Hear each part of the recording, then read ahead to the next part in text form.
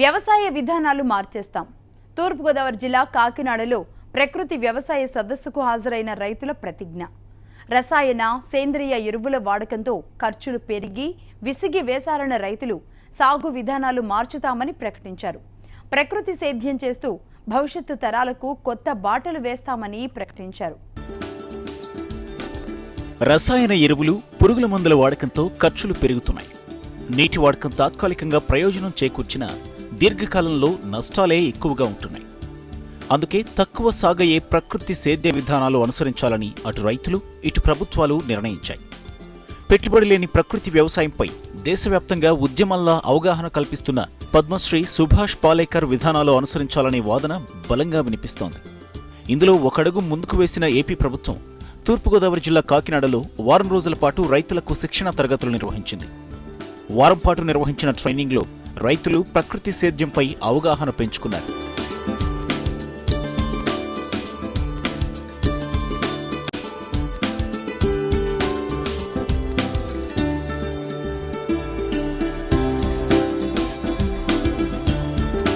వ్యవసాయ విధానాలు మార్చేద్దామంటూ రాష్ట్ర ప్రభుత్వం ఇచ్చిన పిలుపుకు రైతులు స్పందించారు. శిక్షణ తరగతులకు హాజరై ప్రకృతి సేద్యం అంటే ఏంటి, రసాయన ఎరువులు లేకుండా వ్యవసాయం చేయవచ్చా, సాగులో పెట్టుబడి తగ్గించుకునే మార్గాలేంటి అనే అంశాలపై అవగాహన పెంచుకున్నారు. పెట్టుబడి లేకుండా ప్రకృతి సేద్యం చేయడం ఎలా అనే విషయంపై రైతులకు స్పష్టమైన అవగాహన వచ్చింది. మెట్ట, డెల్టా ప్రాంత రైతులు సాగులో పాటించాల్సిన మెళకువలను పాలేకర్ వివరించారు. ఆవులని ఏ విధంగా వాడుకోవచ్చో, రెండోది కరువు పరిస్థితుల్లో కూడా నీరు ఆదా అయ్యి 90%, మిగిలిన 10% తోటి పంటలు పండించుకునేటట్టుగా పూర్తి భరోసా కలిగింది. తప్పకుండా ఇప్పుడు మేము వెళ్ళి దీన్ని ఒక మోడల్ ప్రాజెక్టుగా తీసుకొని మా జిల్లాలో నేను చేసి దాని నుండి మిగిలిన రైతులకు దీన్ని తెలియచెప్పి తిరిగి మన పూర్వ వైభవం, అంటే ఒకప్పుడు ఆవులు దేవతలతో సమానంగా పూజించేవాళ్ళు, తర్వాత క్రమంలో అవి నిరాదరణకు గురై బజారులో తిరగడం జరిగింది. కానీ దురదృష్టం ఏంటంటే బజార్లో తిరగాల్సినటువంటి కుక్కలను మనం ఈరోజు పెంపుడు జంతువులుగా పడక గదుల్లో ఇంకొక రకంగా వాటిని పెంచుతూ వాటి నుంచి వచ్చే ఆర్గాన్స్ వల్ల అనేక జబ్బులు పడుతున్నా కూడా వాటికి ఇచ్చేవే కానీ ఈ ఆవులకు ఇవ్వలేదు. ఏపీలో సాగు విధానాలు మార్చుదామంటూ ప్రభుత్వం చొరవ తీసుకోవడంపై రైతులు హర్షం వ్యక్తం చేస్తున్నారు. అయితే దీన్ని ఇంతటితో ఆపకుండా రైతులకు ప్రోత్సాహకాలు ఇవ్వాలని సూచిస్తున్నారు. అప్పుడే ప్రజలకు ఆరోగ్యమైన ఉత్పత్తులు అందించడం సాధ్యమవుతుందని చెబుతున్నారు. ఈ కార్యక్రమంలో మనకి రైతుల నుంచి వచ్చిన స్పందనని గమనించినప్పుడు దాదాపు అటెండ్ అయిన రైతుల్లో 99% మంది ఈ ప్రకృతి వ్యవసాయ విధానం చాలా లాభదాయకంగా ఉంటుంది అనేది రియలైజ్ చేయడం జరిగింది. వాళ్ళ దగ్గర నుంచి కూడా కొన్ని డిమాండ్స్ వచ్చినాయి. రాష్ట్ర ప్రభుత్వం తీసుకోబోయే తర్వాతి చర్యలలో ఈ ప్రకృతి వ్యవసాయానికి ముందు తీసుకెళ్ళడానికి ఏమన్నా ప్రోత్సాహకాలు ఉంటాయా, ఇలాంటి ప్రశ్నలు అడిగారు తప్పించి ఇది కష్టమని, అనితర సాధ్యం అనే భావన అసలు వాళ్ళలో లేదు.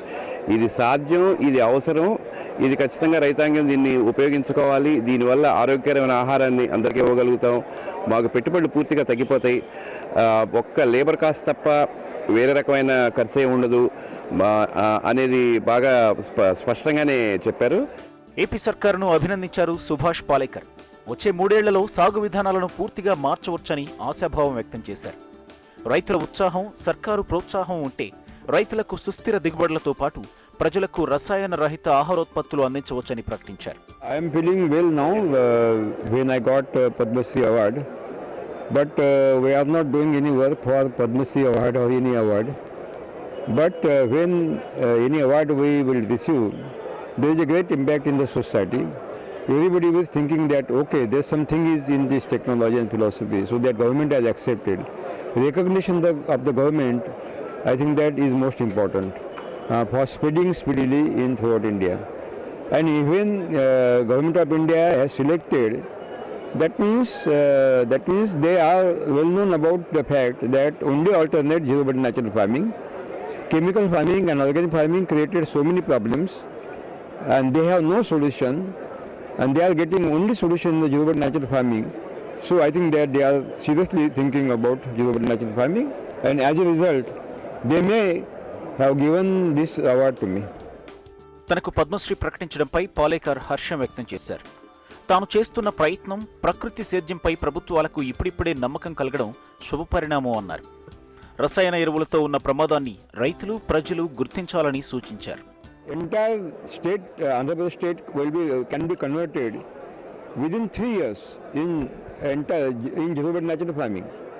It is so easy. It is not a difficult task because Chandrababu Naidu, Chief Minister, had declared already that he is willing to convert all the state in zero-based natural farming. Only we have to utilize this infrastructure of the bureaucrats, that means Department of Agriculture and all other bureaucrats, with specific sequence and specific line of the order, and then it can be happen. ఏపీలోని అధిక దిగుబడులు సాధించి తక్కువ పెట్టుబడులతోటి ఎక్కువ వ్యవసాయం చేసే విధంగా రైతులను ప్రోత్సహించేందుకు ఈ సదస్సు ఉపయోగపడుతుందని చెప్పి కూడా అందరూ ఆశాభావం వ్యక్తం చేస్తున్నారు.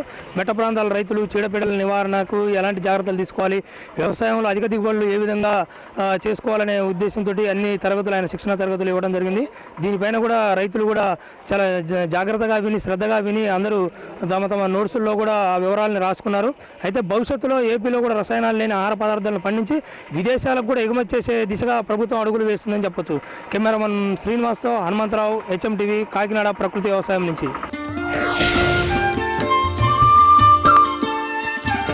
విత్తన రంగంలో తెలంగాణ ముఖ చిత్రం మారనుందా? విత్తన భాండాగారంగా మార్చేందుకు అడుగులు పడుతున్నాయా? రానున్న రోజుల్లో ఇక్కడి నుంచి పెద్ద మొత్తంలో విత్తనం విదేశాలకు ఎగుమతి కానుందా? రాష్ట్ర ప్రభుత్వానికి మంచి ఆదాయం తెచ్చే మార్గాలు రాబోతున్నాయా అంటే అవుననే అంటోంది కేంద్ర ప్రభుత్వం. అన్నదాతలకు కాసులు కురిపించే మార్గాన్ని సుగమం చేసింది. తెలంగాణ విత్తనాలను విదేశాలకు ఎగుమతి చేసేందుకు కేంద్రం అనుమతినిచ్చింది. రాష్ట్ర విత్తన ధృవీకరణ సంస్థ TSSCAను ఆర్థిక సహకార అభివృద్ధి సంస్థ OECD డెసిగ్నేటెడ్ అథారిటీగా గుర్తించింది. దీనికి సంబంధించిన ఉత్తర్వులు జారీ చేసింది. దీంతో ప్రపంచవ్యాప్తంగా ఏ దేశానికైనా మన విత్తనాలు ఎగుమతి చేసేందుకు వెసులుబాటు కలిగింది. విత్తన ధృవీకరణ సంస్థ TSSCAకు తెలంగాణతో పాటు ఆంధ్రప్రదేశ్, ఒడిశా, ఛత్తీస్గఢ్ రాష్ట్రాల్లోనూ OECD ధృవీకరణ పనుల సమన్వయ బాధ్యత అప్పగించింది. కేంద్రం ఇచ్చిన ధృవీకరణ బాధ్యత తెలంగాణను జాతీయ, ప్రపంచ స్థాయి విత్తన భాండాగారంగా మార్చేందుకు ఉపయోగపడుతుందని సీడ్ సర్టిఫికేషన్ ఏజెన్సీ ఉన్నతాధికారులు చెబుతున్నారు.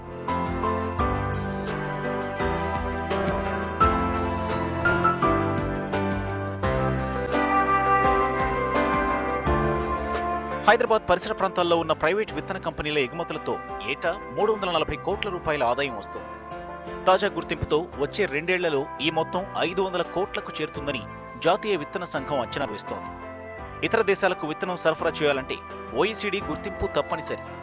ఈ సంస్థలో America, Brazil, Australia, New Zealand, China దేశాలకు చెందిన సభ్యత్వం ఉంది.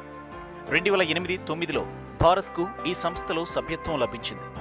సభ్యత్వం లభించినా ఆశించిన స్థాయిలో అమలు కాలేదు.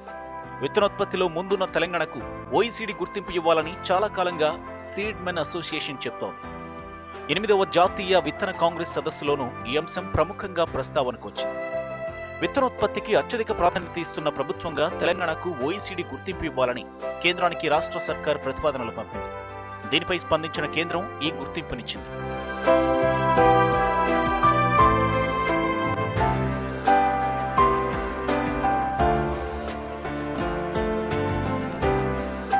రాష్ట్ర విత్తన ధృవీకరణ సంస్థ ద్వారా ఇప్పటి వరకు విత్తన నాణ్యతా పరీక్షలు నిర్వహిస్తున్నారు. ఇప్పుడు ధృవీకరణలో నాణ్యతా ప్రమాణాలు పెంచే అవకాశం ఉంది. ఇప్పటి వరకు తమకు తాముగా నాణ్యత ధృవీకరించుకుంటున్న ప్రైవేట్ సంస్థలు ఇక నుంచి TSSCA ధృవీకరణతోనే విత్తనాలు ఎగుమతి చేయాల్సి ఉంటుంది. 2014-15లో 1,89,000 ఎకరాల్లో 20 లక్షల క్వింటాళ్ల విత్తనాలకు ధృవీకరణ పరీక్షలు నిర్వహించింది. OECD గుర్తింపుతో రాష్ట్ర రైతులు పండించే విత్తనాలు ప్రపంచవ్యాప్తంగా ఎగుమతి చేయనుండటంతో రెట్టింపు లాభాలు పొందే అవకాశం ఉంది. టమోటా విత్తనోత్పత్తి రైతుకు ప్రస్తుతం కిలో 4,000-5,000 రూపాయల ధర లభిస్తోంది. విదేశాలకు ఎగుమతి చేయడం వల్ల 9,000-12,000 రూపాయల వరకు ఆదాయం వచ్చే అవకాశం ఉంది. ప్రతి విత్తన ఉత్పత్తి రైతుకు రెట్టింపు లాభాలు రానున్నాయి. రాష్ట్రం నుంచి ఎర్రజొన్నలు, సజ్జలు, రాగులు వంటి చిరుధాన్యాలు ఎక్కువగా ఎగుమతవుతున్నాయి. ప్రస్తుతం ప్రైవేట్ కంపెనీలు 16-17 దేశాలకు విత్తనాలను ఎగుమతి చేస్తున్నాయి. కానీ తూర్పు యూరప్ దేశాలు, ఆఫ్రికన్ దేశాలకు విత్తనాలు ఎగుమతి చేసేందుకు OECD ధృవీకరణ తప్పనిసరి. తాజాగా తెలంగాణకు వచ్చిన OECD గుర్తింపుతో ఇకపై ఆ సమస్య ఉండదని సీడ్ కంపెనీలు చెబుతున్నాయి. దీనంతటికీ కారణం ఏంటి? రాష్ట్రంలోని కొన్ని జిల్లాల్లోని నేలలు, వాతావరణ పరిస్థితులు విత్తనోత్పత్తికి అనుకూలం. ప్రపంచవ్యాప్తంగా ఎక్కడా లేని వాతావరణ పరిస్థితులు తెలంగాణలో ఉన్నాయి. ఏడాది పొడవునా చలి, వేడి పరిస్థితులు విత్తనోత్పత్తితో పాటుగా వాటి నిల్వలకు అత్యంత అనుకూలం. దీంతో హైదరాబాద్ ఒక లాజిస్టిక్ సర్వీస్ సెంటర్గా మారింది.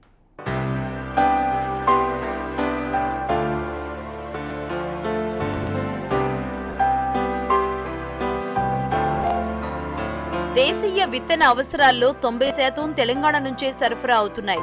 ఇప్పటి వరకు అంతర్జాతీయంగా ఎగుమతి అవకాశాలు లేక రాష్ట్రానికి వచ్చిన ఆర్డర్లు చైనా వంటి దేశాలకు తరలిపోయిన సందర్భాలు చాలా ఉన్నాయి. దేశంలోని అన్ని ప్రాంతాలకు సెంటర్ పాయింట్ గా ఉండడంతో అంతర్జాతీయంగా పేరొందిన 450 విత్తన సంస్థలు హైదరాబాద్ చుట్టుపక్కల తమ యూనిట్లు ఏర్పాటు చేశాయి. తాజాగా తెలంగాణకు OECD గుర్తింపు రావడంతో భారీ స్థాయిలో అంతర్జాతీయ విత్తన సంస్థలు రాష్ట్రానికి తరలి వచ్చే అవకాశాలు ఉన్నాయని national seeds association of India seedsmen association చెబుతోంది. ఈ మధ్యే ఫ్రాన్స్ కు చెందిన కూరగాయ విత్తనాల ప్రాసెసింగ్ కంపెనీ రంగారెడ్డి జిల్లా మేడ్చల్ సమీపంలో తమ యూనిట్ను ప్రారంభించింది. ఇది ప్రపంచంలోనే 2వ అతి పెద్ద యూనిట్. ఇలాంటి సంస్థలు మరికొన్ని రావడానికి ఆసక్తి చూపుతున్నాయి.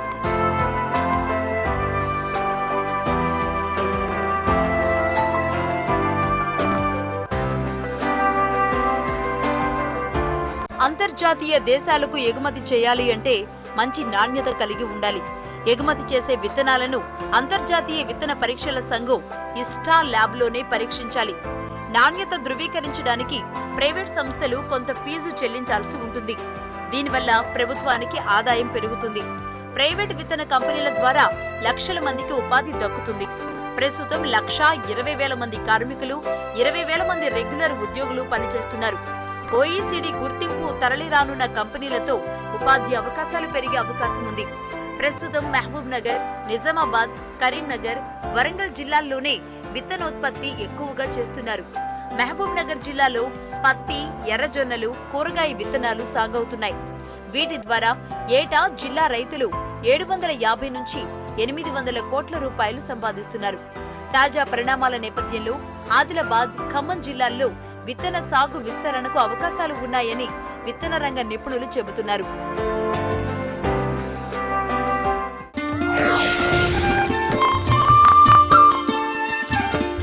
కోస్తా తీరంలో కొబ్బరి చెట్లు విస్తారంగా ఉన్నాయి. ఆ ప్రాంతంలో ఎక్కడా లేనంతగా కొబ్బరికాయల ఉత్పత్తి చేస్తున్నారు. తుఫాన్లు వచ్చినా, భారీ వర్షాలు పడ్డా, వరదల వల్ల తీర ప్రాంతాల్లోని చెట్లకు తీవ్ర నష్టం కలుగుతోంది.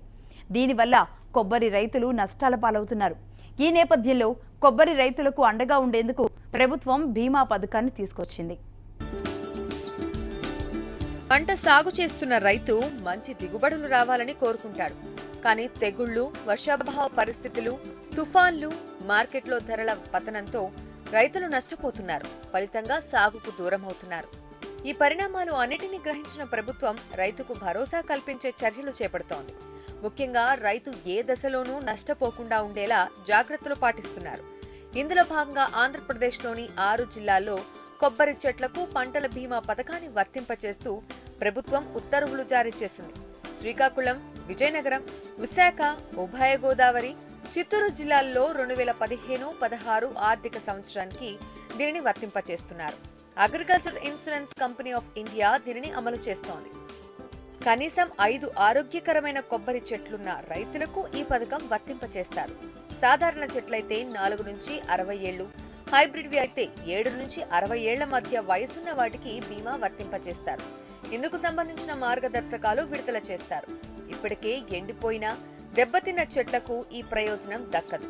తుపాన్లు, వడగండ్లు, ఈదురుగాలులు, భారీ వర్షాలు, వరదల కారణంగా చెట్లు కొట్టుకుపోయినా, గెలలు రాలిపోయినా, తెగుళ్లు, రోగాలు, ప్రకృతి వైపరీత్యాల వల్ల నష్టం జరిగితే పరిహారం అందిస్తారు.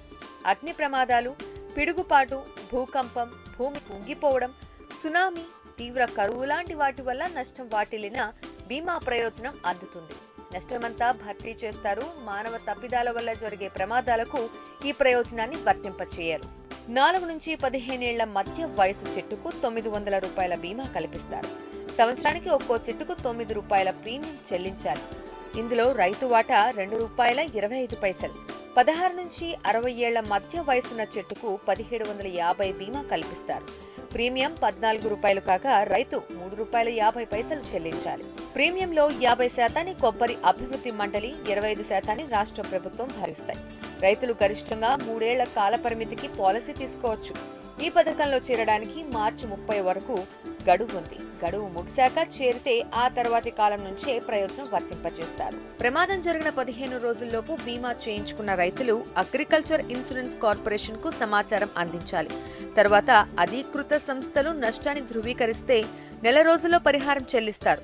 బీమా చేసిన 30 రోజుల్లో నష్టం జరిగినా, చెట్లు చనిపోయినా పరిహారం ఇవ్వరు.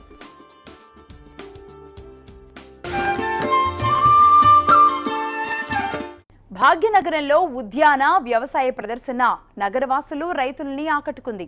పీపుల్స్ ప్లాజాలో 5 రోజుల పాటు నిర్వహించిన ఎక్స్పో ఇవాళ్టితో ముగిసింది. రైతులకు ఉపయోగపడే పండ్లు, పూల మొక్కలే కాకుండా గార్డెన్లలో ఇంట్లో పెంచుకునే వివిధ రకాల మొక్కలు ప్రదర్శనలో ప్రత్యేక ఆకర్షణగా నిలిచాయి. కొత్తగా వస్తున్న ఆధునిక టెక్నాలజీ, నగరాల్లో గార్డెనింగ్ ఉపయోగపడే పరికరాలతో ఏటా హైదరాబాద్ నెక్లెస్ రోడ్లో హార్టికల్చర్ ఎక్స్పో నిర్వహిస్తున్నారు. జనవరి 28న ప్రారంభమైన ఈ ఎక్స్పో ఇవాళ్టితో ముగిసింది. దేశంలోని వివిధ జాతుల పూలు, పండ్ల మొక్కలను ప్రదర్శనకు ఉంచారు. తెలుగు రాష్ట్రాలతో పాటు ఇతర రాష్ట్రాల్లోని నర్సరీలు, పండ్లు, కూరగాయల్లో కొత్త జాతులను ఈ ఎక్స్పోలో ప్రదర్శించారు. హరిత తెలంగాణను చాటేలా ప్రదర్శనలో ఉంచిన బిందు, తుంపర సేద్యం పరికరాలు చూపరులను కట్టిపడేశాయి. వందలాది రకాల కూరగాయలు, పండ్లు, మొక్కలు, తీగ మొక్కలు అమితంగా ఆకర్షించాయి.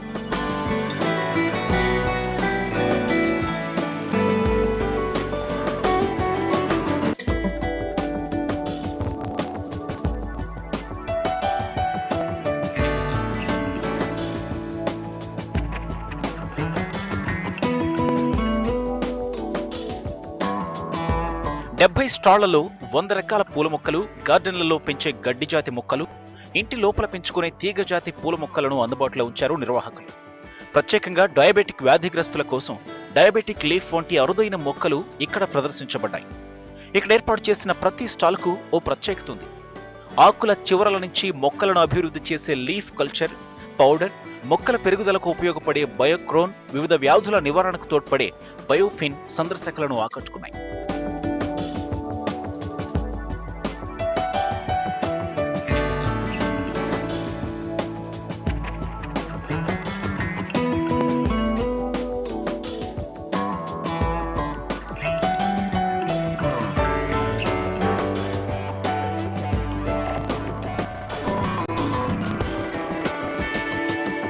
పూల మొక్కలలో అందరినీ ఆకట్టుకునేవి అనిడియమ్స్. ఇవి సంవత్సరం అంతా పూస్తూ ఇంటి ఆవరణలో ఉల్లాసాన్ని తీసుకొస్తాయి. దీన్ని ఎడారి గులాబీ అని పిలుస్తారు. 30 నుంచి 40 రకాల కలర్స్లో అందుబాటులో ఉన్నాయి. అందుకే వీటిని కొనుగోలు చేసేందుకు నగరవాసులు ఆసక్తి చూపారు. గార్డెన్, బోన్సాయ్, కిచెన్ గార్డెన్ మొక్కలే కాకుండా కుండీలలో, వాక్వేస్లలో, స్విమ్మింగ్ పూల్లో ఉపయోగించే పెబల్స్ ఈ ప్రదర్శనలో ఆకర్షణగా నిలిచాయి.